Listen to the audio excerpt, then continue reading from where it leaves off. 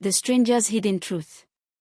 In a village nestled amidst the vast expanse of the African savanna, where the golden sun kissed the earth each morning and the whispering winds carried tales of old, there lived a young orphan named Adoma.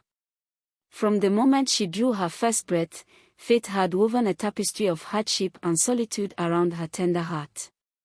Adoma's parents, humble farmers who toiled under the scorching sun to eke out a meager existence from the unforgiving land, had been her guiding lights in a world fraught with uncertainty. But tragedy, like a prowling lion in the dead of night, had struck without warning, stealing them away from her embrace and leaving her alone in the world. It was beneath the sheltering branches of a mighty baobab tree, its gnarled roots plunging deep into the rich soil, that Adoma found solace in her grief. The ancient tree, a sentinel of wisdom and resilience, stood as a silent witness to the trials and tribulations of her solitary existence. Its sprawling canopy offered refuge from the scorching sun and the biting winds, while its whispering leaves seemed to offer words of comfort in times of sorrow. But despite the shelter the baobab tree provided, Adoma's heart remained heavy with the weight of loneliness. The villagers, preoccupied with their own struggles and strife, paid her little heed, casting her aside like a discarded reed on the banks of a forgotten stream. To them, she was little more than an unwanted burden, a reminder of the fragility of life in a world where survival was a daily battle against the elements.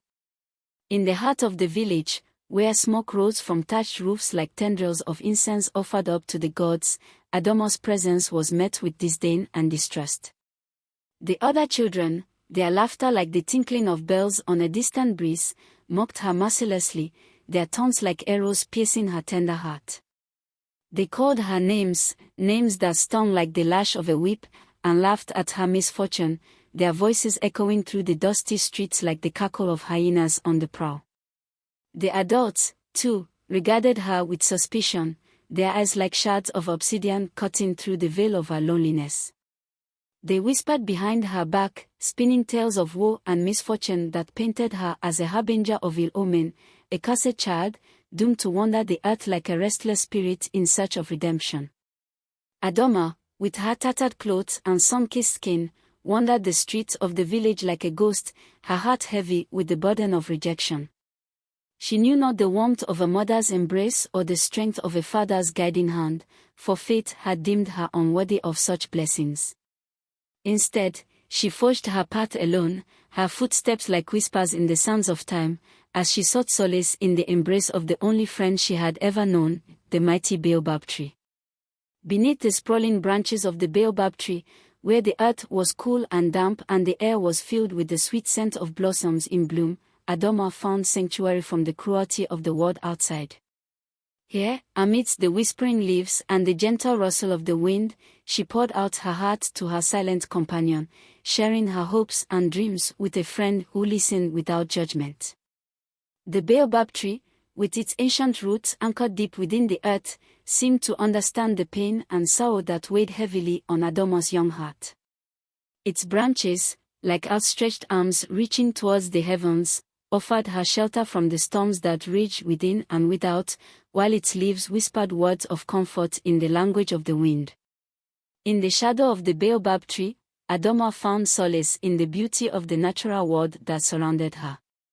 She watched in awe as the sun dipped below the horizon, painting the sky in hues of gold and crimson, and listened as the nocturnal creatures of the night emerged from their slumber to dance beneath the star-studded canopy overhead.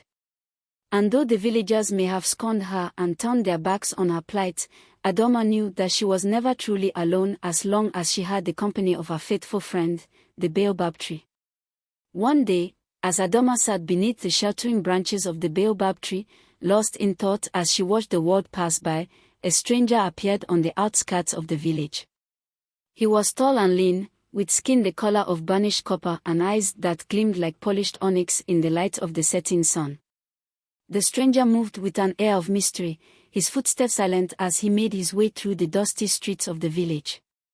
His clothes were tattered and worn, his hair unkempt and wild, and yet there was something about him that drew Adoma's gaze like a moth to a flame. As the stranger drew nearer, Adoma felt a flutter of excitement in her chest, a sensation she had not felt in many long years. There was something familiar about him, something that stirred a long-forgotten memory deep within the recesses of her mind.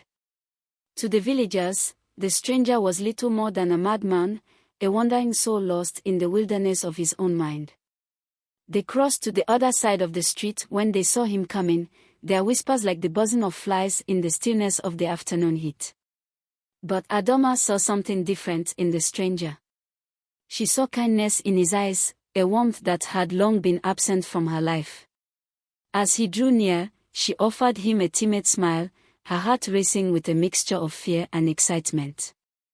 To her surprise, the stranger returned her smile, his eyes twinkling at the corners in a gesture of genuine warmth. He spoke to her in a voice that was soft and gentle, like the murmur of a bubbling brook, and Adoma found herself drawn to him in a way she could not explain.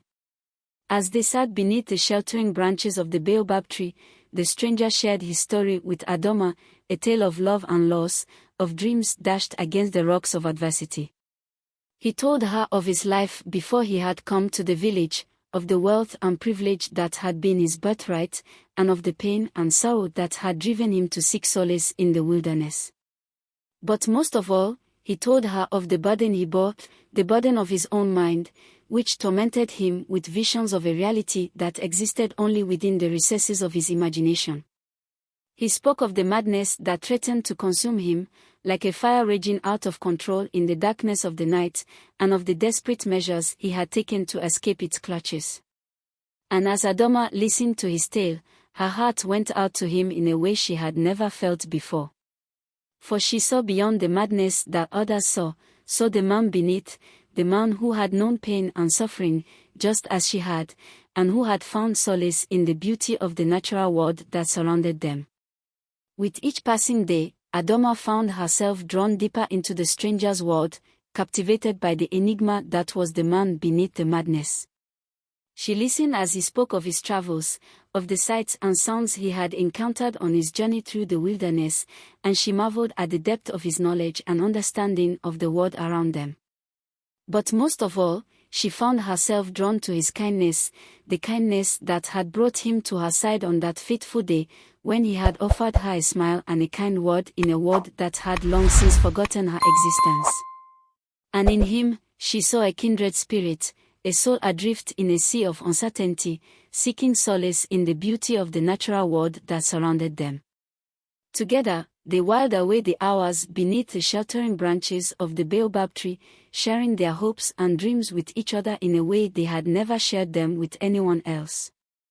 And as the days turned into weeks, and the weeks turned into months, their bond grew stronger with each passing day, until it seemed as though they had known each other for a lifetime.